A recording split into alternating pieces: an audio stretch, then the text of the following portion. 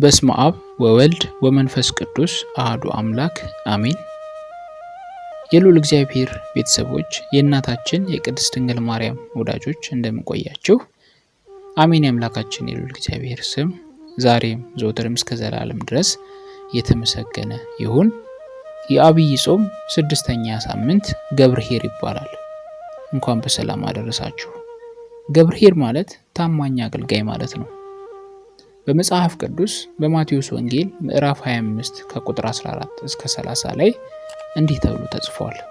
ወደ ሌላ ሀገር የሚሄድ ሰው ባሮቹን ጠርቶ ያለውን ገንዘብ እንደሰጣቸው እንዲህ ይሆናልና ለእያንዳንዱ እንደ አቅሙ ለአንዱ 5 መክሊት፣ ለአንዱ 2፣ ለአንዱ 1 ሰጠና ወደ ሌላ ሀገር ወዲያው ሄደ።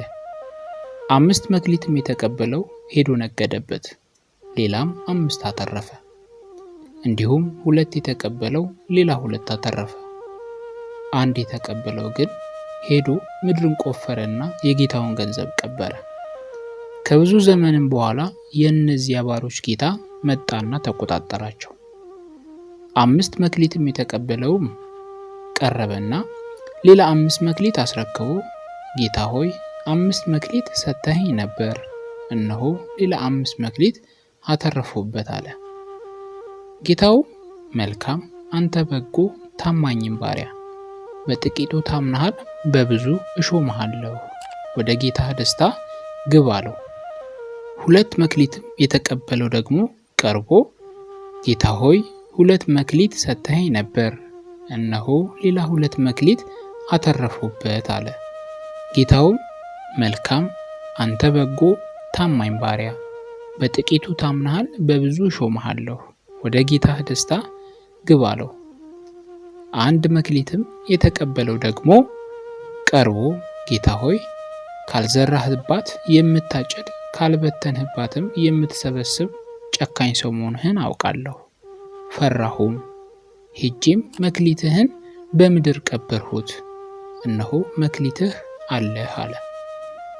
ጌታውም መልሶ እንዲህ አለው፣ አንተ ክፉና ሐኬተኛ ባሪያ፣ ካልዘራሁባት እንዳጭድ ካልበተንሁባትም እንድሰበስብ ታውቃለህን? ስለዚህ ገንዘቤን ለለዋጮች አደራ ልትሰጠው በተገባህ ነበር። እኔም መጥቼ ያለኝን ከትርፉ ጋር እወስደው ነበር።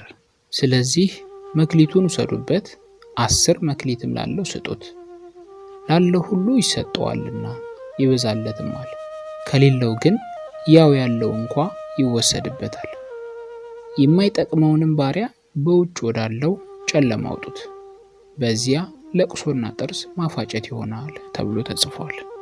እኛም የእግዚአብሔር ልጆች በቃሉ ታምነን ወንጌሉን ተምረን እንደ አቅማችን 30፣ 60፣ 100 ያማረ ፍሬ አፍርተን የክብሩ ወራሽ የመንግስቱ ቀዳሽ ለመሆን ጌታችን አምላካችን መድኃኒታችን ኢየሱስ ክርስቶስ ለዚህ ክብር ያብቃን። ወስብሐት ለእግዚአብሔር።